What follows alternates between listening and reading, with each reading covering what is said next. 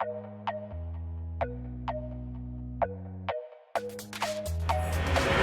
everybody, how's it going, and welcome back to another video on Assassin's Creed. We're not doing it that way. We're better than that now. We've grown up. It's okay. We're adults now. We can cope with this in another way. There's been a new leak for Assassin's Creed Dynasty. I don't know whether it's still called that. That's what the bloke's calling it. But it's set in Greece. I don't know exactly what's going on. I thought it would be interesting to go through this with you guys and have a little look, because some of these things are making me not so mad as I thought I would be. But I thought, let's have a look. Let's go through it. Let's see what this bloke is saying, because it does line up with rumors I've heard that I haven't spoken about except for one time on a live stream when I shouldn't have. But it does line up with what I spoke about. It's pretty much the same things, and in that case, I'm pretty sure it's real. Plus, there's a screenshot as well, which, that's always good. Let's take a look at that first. Let's do that. So here we have the screenshot. This is apparently Athens. This is our protagonist, one of two protagonists you can choose at the beginning of the game, whether you want to play male or female, apparently, which is interesting. I'm not really too bothered at this point, to be honest. Like I've said, like, lore, I don't care about the lore too much anymore, as long as the game's interesting and they at least explain it in some way. It's just more fun to enjoy the games that way than to be super hung up on, like, why does this make sense? How does that work? Because they don't actually know, do they? Let's be honest. But this is one of our protagonists. It looks like the male one. He's got some sort of spear on his back, or is that a bow? I don't know. It's very early gameplay, and a shield, of course, so it looks like they're going with the same gameplay as Origins, but improving on it ever so slightly, which is very nice to see. The city obviously looks really, really cool with the wall around it, very Assassin's Creed type.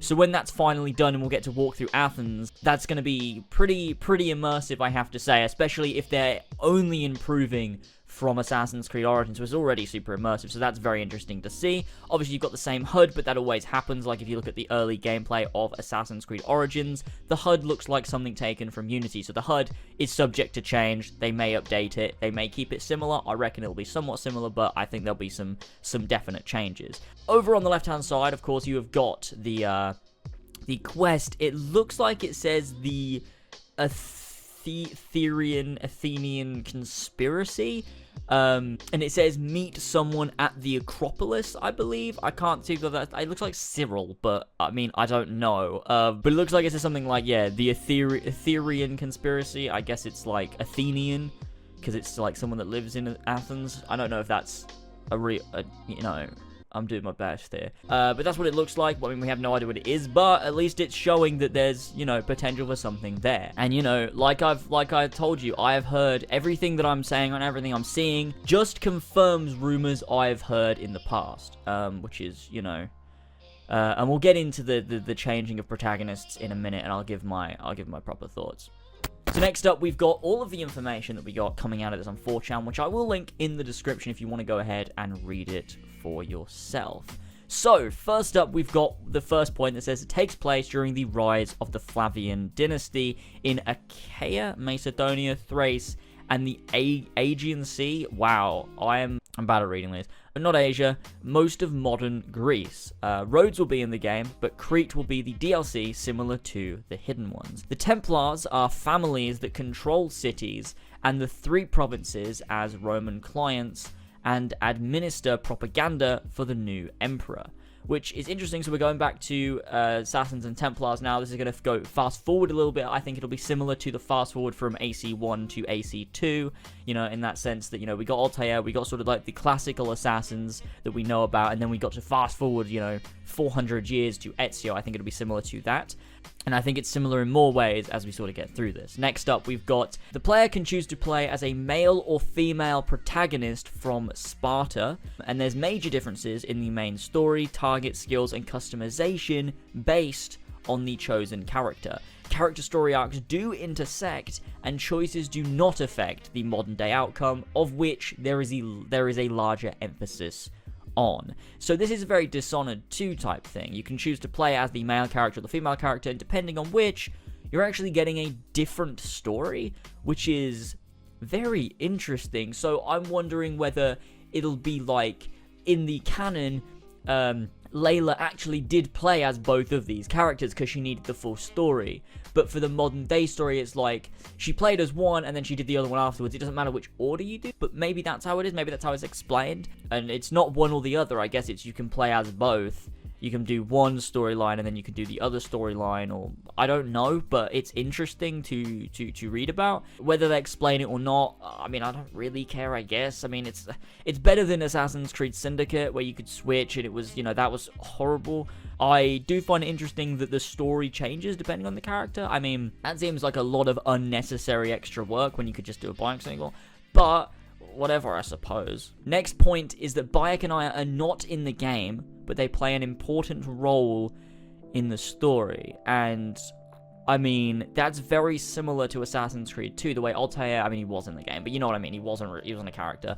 But he was very important, not just to Desmond, but also to Ezio, and that's something that I really liked. And, you know, I never felt, as much as Altair's story wasn't concluded, I never felt he needs a sequel, because in Assassin's Creed 2, he was a main character. They did talk about him. He was very consequential, and this is something I've talked about a lot, is if you don't have Bayek in the next game, make him a huge part of it. Make him important. The same with Aya. Make those important characters to the Brotherhood, you know, in a future installment. And if that's something they're going to do, and if they're going to handle it like AC2 did with Altair, then maybe I'm not as mad. I'll have to wait and see. Like, as much as I want a Bayek sequel, I think we need to wait to see what the quality of this game is, if they're giving our investment reason as well, because, you know, just because they've switched character doesn't mean that we can't still be invested, you know what I mean? It means maybe they're upping Layla's story. They're including important things about Bayek and Aya to make you feel like there's a reason to be invested in the franchise. Maybe they're doing that, because I think that's an important thing. People like to be invested. It's like with God of War recently. The reason it's so cool is because we're getting another game with Kratos years after God of War 3. 8 years after God of War 3, and it's like, it feels so good to be invested in Kratos when you get another game with him. Same with people like Nathan Drake and the Last of Us characters, and, you know, when we undoubtedly get another game with Aloy, people like Geralt. Like, these people are the face of franchises because you invest yourself in these characters and their story, and they're so fucking good. Whereas Assassin's Creed, I mean, you know, Bayek could have been that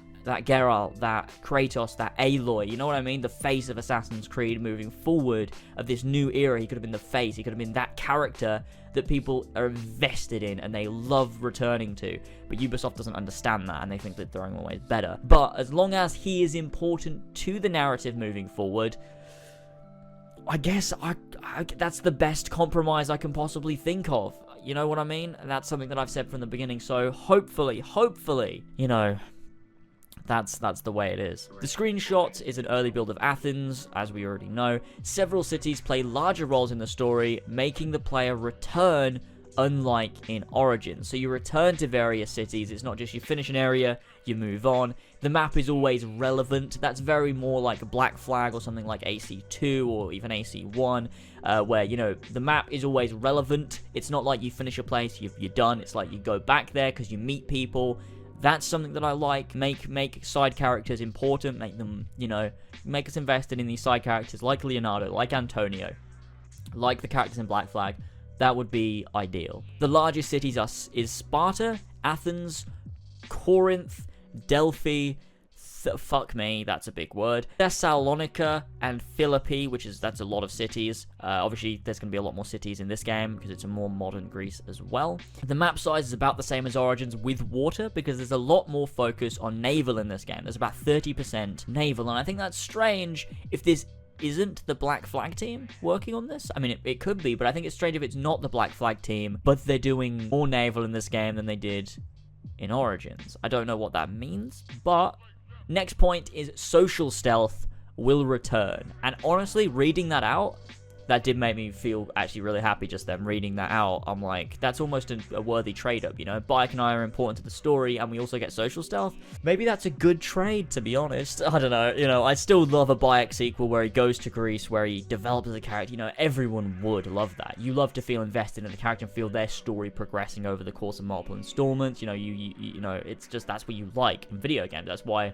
the most successful ones are franchises with character investment. Like I said, The Witcher, God of War, Uncharted, The Last of Us, the Ezio fucking trilogy, all those games, people are invested in because of the characters, and you get those characters return, not just the main character, but the side characters too, and Ubisoft don't get that, obviously. There's going to be more customization options, which is interesting. I mean, what I heard is it's more like Unity, so you customize each individual piece, not just an outfit, and there's a lot more of that, a lot more variation, which I think is very, very interesting. I think that's only a good thing, as long as they keep it only cosmetic, you know what I mean? Because that was the thing in Unity, was the good things were shit, and the bad-looking things were good. You know what I mean? So, sort that out. Nextly, it says it's coming out the first or second quarter of 2019, like for something like Far Cry 5, and I think that's very strange that that's something they're doing. It should definitely come out end of the year. Like, let's give them all the time they can. Let's give more time between the games. It's not even that they necessarily need more time for development. It's that I don't want Assassin's Creed games that close to each other. You know what I mean? Like, we've just basically got past, Assassin's Creed Origins. It's done now. The game is finished. The DLCs are all out. All of the stuff is out. Animus Control Panel. And then a whole year later, we're going to be getting the next game. Like, that feels too soon. I feel like it should be end of 2019. Like, genuinely, I do. But maybe that'll change. Maybe this is wrong. We don't know. But it's interesting. Let me know your thoughts. Next up is it said the next game will take place in Rome and possibly Japan after that. I think that makes perfect sense. And, I mean, if you're not sticking with Bayek for this game, which you should have done, stick with this fucking protagonist or these protagonists for the next game. Have them go to Rome. Please. Jesus Christ, like Ezio did. You know what I mean? Like, we had Altair, then we had 3 Ezio games. So let's have Bayek, and then let's have 2 games with these characters, or this character, or whatever they decide to do. Give us investment, please. I am begging you. Just let us be invested in your characters that we like. What's wrong with you? Oh my god. And the final point is that Judea under Herod was discussed but not pursued as a full game, due to likely political/cultural backlash. But Judea and Sicari will be in a DLC similar to Curse of the Pharaohs, and I also heard that we get a DLC similar to Curse of the Pharaohs, where there's Minotaurs and, Greek mythology and stuff like that. So, that's interesting nonetheless, but, I don't know what to think, to be honest. We don't know whether this is true or not. I mean, it lines up with things that I've heard, that Tyler's heard, that Ethan's heard, that we've all discussed before. We didn't want to cover, but we've heard. Now it's been released publicly. I thought, why not publicly discuss it? And that's interesting. It's something that we have heard before. And so the fact that this lines up entirely with what someone else has told us leads me to believe it's likely fucking true. The fact we had a leak before saying it was set in Greece, this looks like it's going to be correct and where we're moving in 2019 for the next Assassin's Creed game. I'm not going to milk this, obviously, like I did with Empire.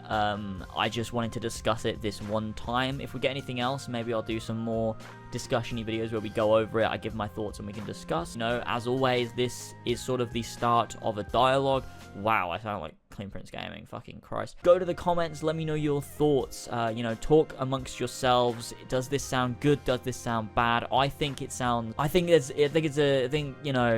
There's two good and bad in this. There's good in the sense that, Bayek and I are major, we get better customization, the gameplay seems better, it seems like the more social stealth, the region is cool. On the other hand, no Bayek sequel, 2 characters. I don't know how to feel. I think we need to wait until we get more information. But that's it for this video. Don't want to ramble on for too much longer. Thanks for joining me. If you want extra content, if you want to hear the Infinity War spoiler cast, it's up now on patreon.com/as always, just $1. You can listen to the Infinity War spoiler cast now, but it comes out tomorrow anyways on YouTube if that's something you are interested in. I was going to do a quick fire topics today, but then this happened, so you know what, I might push that to, maybe I'll push it to something like Thursday instead, because I don't like to keep uploads too close together and cram them all in. So maybe I'll push that to Thursday, I'll work on it like Wednesday or something, and maybe we'll see if I can get something out Friday, because I was going to do a what if, but maybe I'll push that to the week after now. I'm not entirely sure. But thank you for joining me. Sorry for rambling on.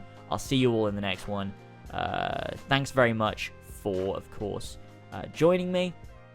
And with that said, of course, I'll see you all later on.